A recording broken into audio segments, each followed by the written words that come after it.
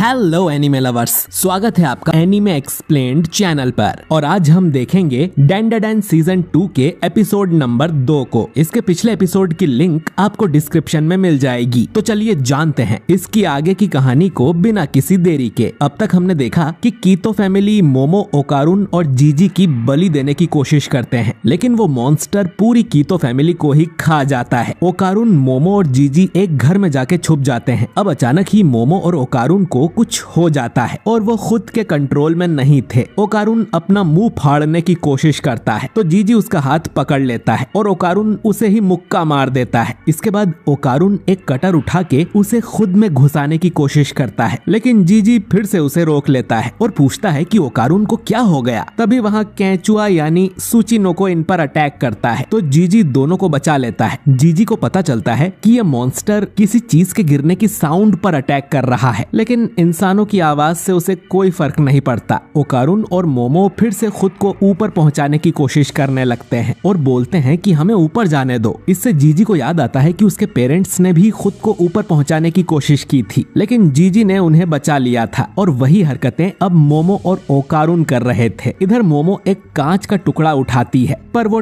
Turbo granny में जा लगता है। टर्बो जीजी से कहती है कि जल्दी से इन दोनों के हाथ बांध दो। जीजी तुरंत दोनों के हाथ बांध देता है और पूछता है कि ये लोग ऐसा क्यों कर रहे हैं। तो टर्बो कहती है कि ये सब उस सुचिनोको की साइकिक वेव्स की वजह से हो रहा है। वो साइकिक वेव्स निकालकर घर के अंदर के लोगों को मारने की कोशिश कर रहा है। जीजी समझ जाता है कि इन वेव्स की वजह से ही उसके पेरेंट्स का वो हाल हुआ था, लेकिन जीजी पर इसका कोई असर क्यों नहीं हो रहा। टर्बो कहती है कि तुम्हें अभी तक पता नहीं चला। इसके बाद मोमो अपनी पावर्स का इस्तेमाल करने लगती है। जीजी उसके सामने आ जाता है, जिससे उसकी एक आंख में चोट लग जाती है और वो देखता है कि सुचिनोको ने उन्हें ढूंढ लिया था। जीजी अब मोमो, ओकारुन और टर्बो को उठाकर यहाँ से भागने लगता है और वो इस घर से भी बाहर निकल जाता है। वो सीढ़ियों से फिसल भी जाता है, लेकिन हार नहीं मानता और मोमो और ओकारुन को पकड़े रखता है और उनसे कहता है कि होश में आओ। तभी जीजी देखता है कि उनके और सुचिनोको के बीच वो भूत आ गया था, जिसे जीजी अपने घर में कई बार देख चुका है। अब मोमो और ओकारुन भी अपने होश में आ गए थे और वो पूछते हैं कि ये चड्ढी वाला भूत कौन है। टर्बो ग्रैनी इनसे कहती है कि उसकी आंखों में मत देखो, उसका नाम ईविल आई है। उसकी बुरी नजर लोगों को पागल कर देती है और वो लोग खुद को ऊपर पहुंचाने की कोशिश करने लगते हैं। यानी कि सुचिनोको की साइकिक वेव्स और इसकी बुरी नजर एक दूसरे को कैंसिल कर रही थी, जिससे ये लोग अपने होश में आ गए थे। मोमो अब ओकारुन से कहती है कि वो सुचिनोको पर अटैक करे और ओकारुन ट्रांसफॉर्म होकर फुल थ्रॉटल अटैक करता है और एक गोली की तरह सुचिनोको की गर्दन को काट देता है, लेकिन उसका सिर वापस से उग जाता है और वो इन पे अटैक करने लगता है। तो ये लोग यहाँ से भागने लगते हैं, लेकिन जीजी के सामने वो ईविल आई आ जाता है, जिससे वो उसकी आंखों में देख लेता है और हमें ईविल आई की बैक स्टोरी देखने को मिलती है। हम एक बच्चे को देखते हैं जिसे एक कमरे के अंदर बंद किया हुआ था। ये बच्चा खिड़की से बाहर देखता है कि 3 बच्चे आपस में खेल रहे थे और डांस कर रहे थे। ये देख उस बच्चे का भी मन होता है और वो कमरे में डांस करने लगता है, लेकिन वो अकेला था और भूख प्यास से पूरा सूख गया था। इस बच्चे को यहाँ पर कीतो फैमिली ने बंद किया था, क्योंकि वो ज्वालामुखी में इसकी बलि देने वाले थे। वो लोग इसे खंबे के सामने बांध देते हैं और ज्वालामुखी की आग में ये बच्चा जल जाता है। वो बच्चा मन में सोचता है कि वो तो बस बाकी बच्चों के साथ खेलना चाहता था। अगली सुबह उसकी बॉडी को कौवे खाने लगते हैं और हम देखते हैं कि वो बच्चा अब भी जिंदा था। कुछ देर में उसकी मौत हो जाती है और वो एक आत्मा बन जाता है। इसके बाद वो यहाँ एक फैमिली को देखता है। फैमिली में जो बच्चा था वो इस आत्मा को देख पा रहा था और कुछ दिनों में उस बच्चे के पेरेंट्स मर जाते हैं। कई सालों बाद यहाँ दूसरी फैमिली रहने आती है। उसका बच्चा भी इस आत्मा को देख पा रहा था और थोड़ी देर में उसके पेरेंट्स भी दुनिया छोड़ देते हैं। अगली फैमिली का बच्चा भी इस आत्मा को देख लेता है और अपने फादर से कहता है कि यहाँ एक भूत है, लेकिन वो उसका यकीन नहीं करते कि ऐसी कोई चीज नहीं होती। ये आत्मा अब उस बच्चे के सामने नाचने लगता है, ये बताने के लिए कि वो बुरा नहीं है, और फिर इस बच्चे के पेरेंट्स भी दुनिया छोड़ देते हैं। आत्मा नोटिस करता है कि इस घर के नीचे कुछ है और शायद वही इन लोगों को मार रहा है। अब कीतो फैमिली वाले सोचते हैं कि हमें इस बच्चे का क्या करना चाहिए। तो फैमिली हेड बोलती है कि हम इसे ज्वालामुखी को बलि चढ़ा देंगे। इस घर के साथ इस बच्चे को भी दफना दो। इसके बाद जेसीबी से पूरे घर को मिट्टी में दबा दिया जाता है और ये लोग हर घर के साथ ऐसा ही करते चले गए। इसीलिए जीजी का घर इतनी ऊंची पहाड़ी पर है, क्योंकि उसके नीचे ढेर सारे पुराने घर दबे हुए हैं। वो लोग उस बच्चे को कुर्सी से बांधकर घर के साथ ही दफन कर देते हैं। आत्मा उसे बचाने की बहुत कोशिश करती है, पर वो कुछ भी नहीं कर कर पाता। फिर ये आत्मा कसम खाता है कि मैं उन्हें कभी भी माफ नहीं करूंगा, मैं उन सबको मार दूंगा। और इस कसम के साथ ही ये आत्मा से भूत बन जाता है जिसका नाम है इविल आई। इविल आई ने जीजी को जकड़ लिया था। मोमो उसे छुड़ाने की कोशिश करती है तो जीजी कहता है कि ये भूत बुरा नहीं है, इस बेचारे को भी कीतो फैमिली ने मार दिया था। इसके बाद जीजी सबसे नीचे वाले घर की तरफ जाने लगता है जहाँ इविल आई की बॉडी बंधी हुई है। जीजी समझ गया था कि इविल आई अब तक उसे बचाने की कोशिश कर रहा था क्योंकि उसकी बुरी नजर की वजह से सुचिनोको की साइकिक वेव का असर जीजी पर नहीं हो रहा था। मोमो देखती है कि यहाँ तो सदियों पुराने घर दफन है। जीजी अब उस पहले घर तक पहुँच जाता है जिसके खंबे पर इविल आई की बॉडी बंधी हुई है। टर्बो ग्रैनी जीजी से कहती है कि उसके पास मत जाओ,